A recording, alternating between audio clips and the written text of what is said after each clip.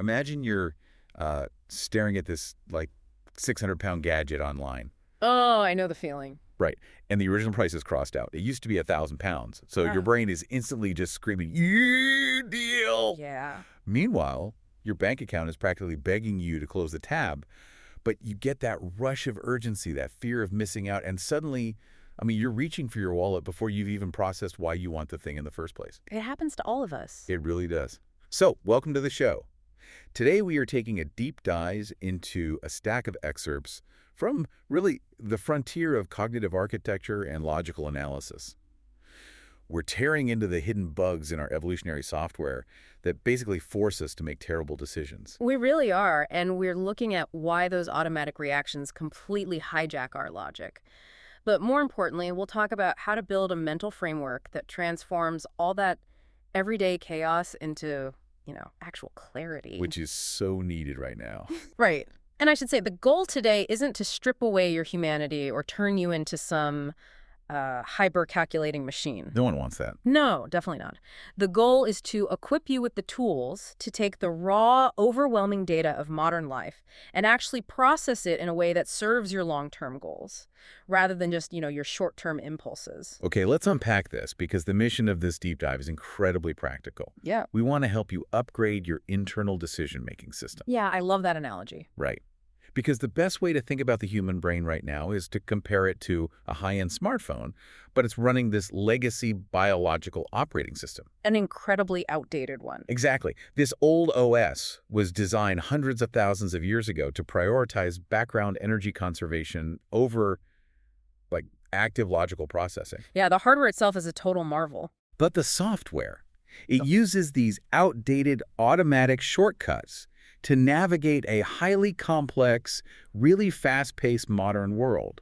So before we can download any new analytical tools, we have to understand the specific glitches in our current mental hardware. And the central glitch here is that our minds are essentially prediction engines. They're just trying to minimize caloric burn. Wait, caloric burn, like burning calories. Yeah, exactly. To conserve energy, the brain is constantly creating assumptions based on past patterns. It actively resists processing every single detail from scratch because doing so would just, it would exhaust your mental reserves by noon. Wow. It's a survival mechanism, really. But in the modern environment, those energy-saving assumptions act as massive barriers to clear thinking. But wait, let me push back on that for a second. Sure, go ahead. If human brains evolved over, millions of years to be this efficient, aren't these mental shortcuts actually helpful most of the time? I mean, why fight our own nature? Well, what's fascinating here is the evolutionary mismatch. Yes, those shortcuts absolutely kept our ancestors alive. Right. If you hear a rustle in the bushes on the savannah, your brain instantly assumes it's a predator. You run. You don't ask questions. Exactly. You don't sit there and logically analyze the wind speed or, the trajectory of the leaves. In emergencies, automatic thinking is brilliant. Okay, that makes sense. But that same reactionary system is fundamentally incapable of navigating complex, modern, multivariable problems. Making a career move, or planning a 20-year retirement portfolio, or resolving a nuanced relationship conflict. All right, there's no actual lion in the bushes there. Exactly. The stakes are entirely different, but your brain is still reacting like there's a lion in the bushes. Which brings us to the biases. Mm-hmm. I mean, we all know the basics of confirmation bias, right? Googling only the things that prove us right. Oh, yeah. Classic. But what the sources reveal is this deeper neurochemical loop. Our brains literally give us a dopamine hit when we find confirming evidence. Yeah, we aren't just biased. We are neurochemically addicted to being right. We will ignore glaring red flags on a, guaranteed investment because the fantasy of getting rich triggers our reward centers. And we actively block out the dissenting data just to keep the dopamine flowing. It's wild. It is. And then you have availability bias, which really comes down to neural pathway strength. How so?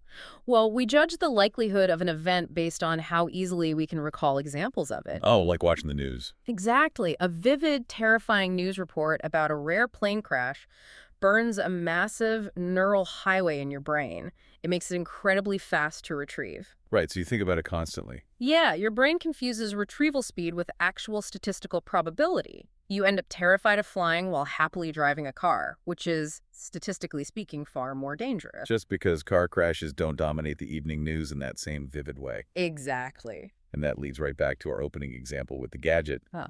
anchoring bias. Oh, marketers love this one. Because our brains don't have a built-in absolute scale for value, we're forced to latch on to the first number we see, the anchor. Right, and we use it as a makeshift ruler for every subsequent decision. Yeah, so when you see 1,000 pounds crossed out, 600 pounds feels like a massive victory, even if the components in that gadget are objectively only worth like 200 pounds. The marketer set the ruler, and your brain just accepted it. And finally, the text highlights overconfidence bias. This one is tricky. It's the illusion of explanatory depth, right? Where our subjective confidence completely outstrips our objective competence. Exactly. We think we understand exactly how the housing market will perform or how long a home renovation will take. When in reality, we are operating on incredibly thin data. Right. We make aggressive choices based on this unwarranted certainty that our mental shortcuts are flawless. So our default settings are basically rigged.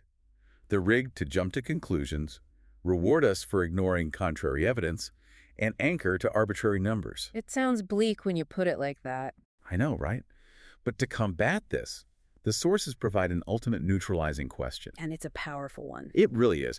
The moment you feel that hot, fast, automatic assumption kicking in, you stop and ask yourself, what evidence supports this belief? It forces the brain out of that energy-saving default mode network and demands active processing.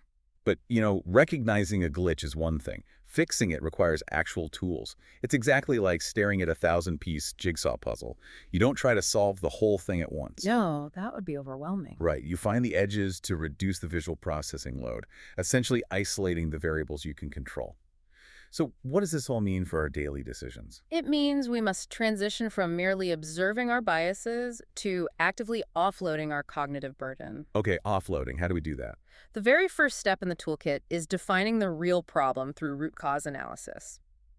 We frequently misdiagnose our own misery. Oh, that is so true. The text uses an example of an employee who feels utterly burned out and just concludes, I need a new job. But when they actually apply a structured breakdown to the problem, the hidden variables reveal themselves. Yeah. It turns out to be poor communication protocols with their specific manager and, like, a disastrous daily commute. Exactly. If that person just quits and takes a new job without addressing those underlying variables, they'll likely end up in the exact same burnout cycle at a different company.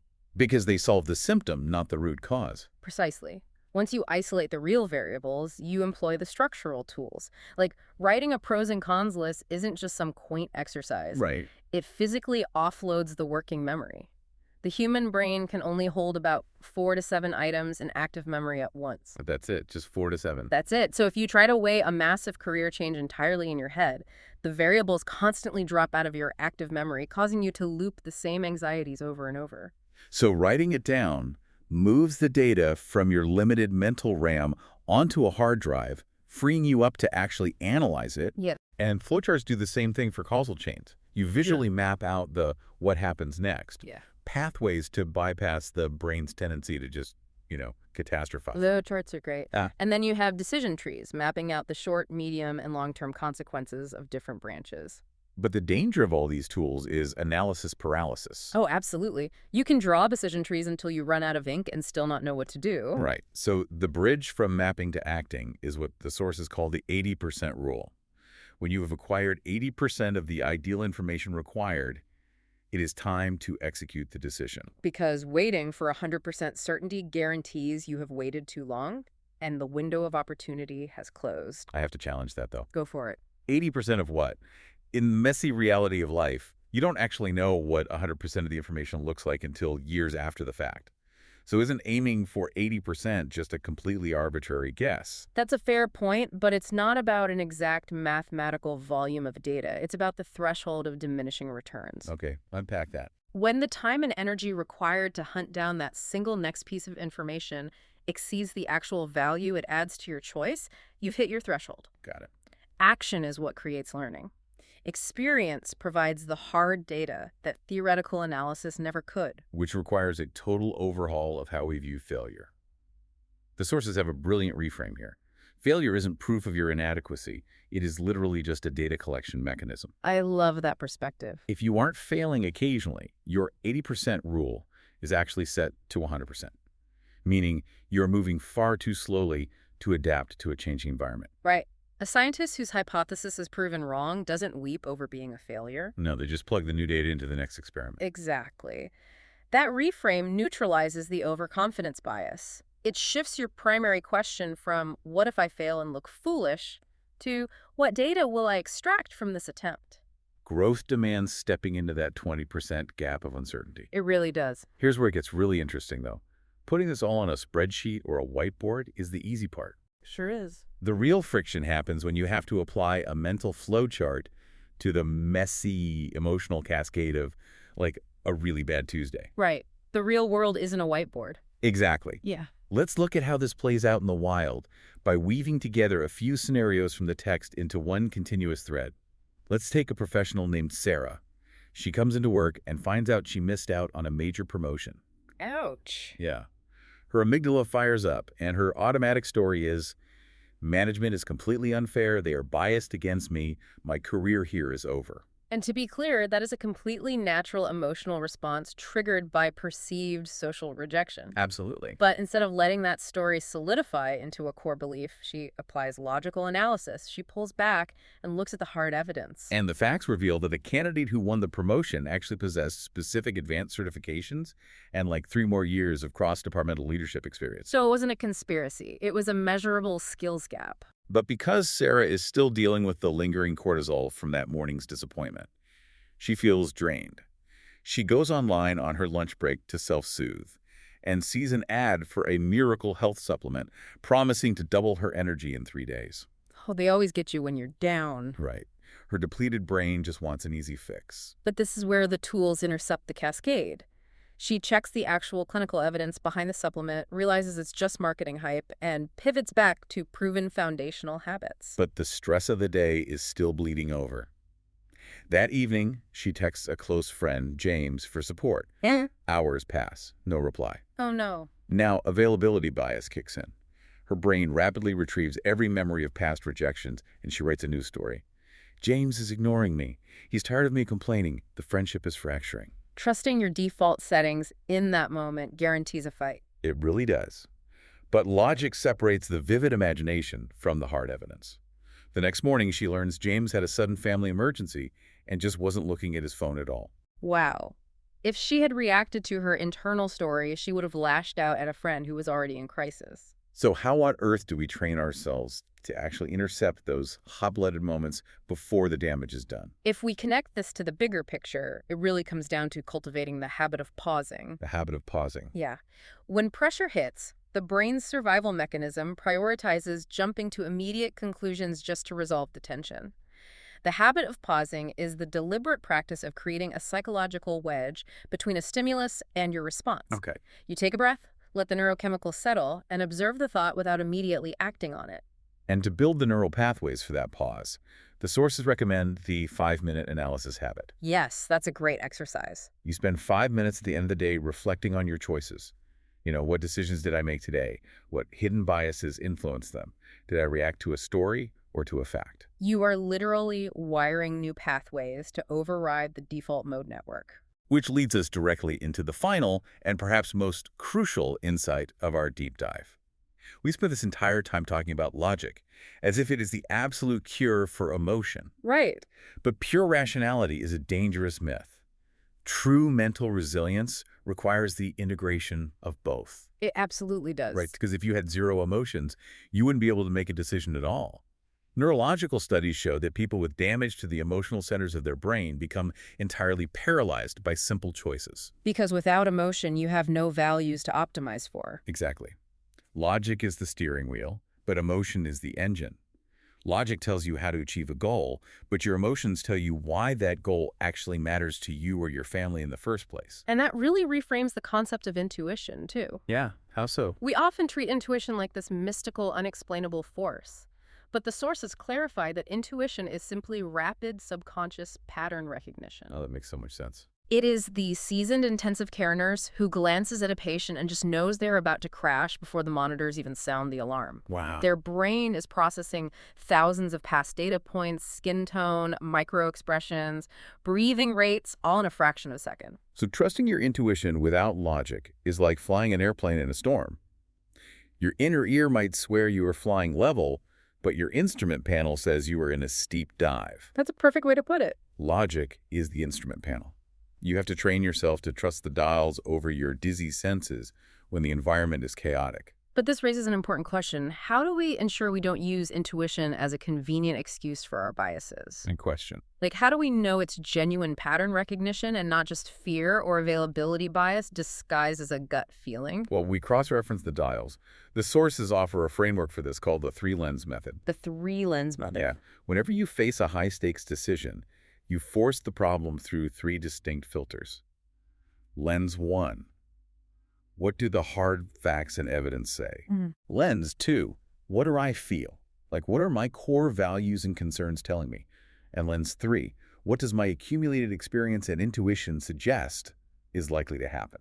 I love that. Because when you utilize all three lenses, you aren't suppressing your humanity to act like a computer, and you aren't ignoring reality to indulge in emotional whim. Exactly. You are integrating your entire cognitive capacity. This is the bedrock of mental resilience. Resilience is not about becoming immune to stress or never feeling paralyzed. Right, it's impossible. It is about aggressively focusing on your circle of control, the specific variables, actions, and preparations you can actually influence, and systematically letting go of the rest. And you build that confidence based on the hard evidence of your own past successes. Yeah. Confidence is not a fleeting emotion you try to artificially pump yourself up with. Yeah. It is an evidence-based trust in your own ability to figure things out. Yes. You look at the data of your life and realize you have successfully survived 100% of your bad days so far. You build resilience by generating a track record with yourself. Every time you utilize the habit of pausing under pressure, separate the objective facts from the subjective stories, and apply the three-lens method, you reinforce a deep, unshakable self-trust. So, to synthesize this entire journey for you, your mind is undeniably your greatest asset, and it is highly adaptable. Neuroplasticity guarantees that you are not fixed in your ways. Not at all. By actively identifying those hidden neurochemical loops, offloading your cognitive burden with tools, using the 80% rule to smash through analysis paralysis, and treating your emotions as a strategic partner rather than an enemy, you are taking absolute ownership of your life. You really are. You're installing the OS update your brain so desperately needs. And I want to leave you with one final thought to ponder after we wrap up. The next time you find yourself entirely overwhelmed by a sudden challenge, a harsh piece of criticism, or a major life choice, don't immediately search frantically for the right answer. Instead, pause, take a breath, and ask yourself this. What story am I telling myself right now that isn't actually a fact? You might just find that the massive obstacle standing in front of you is entirely an illusion.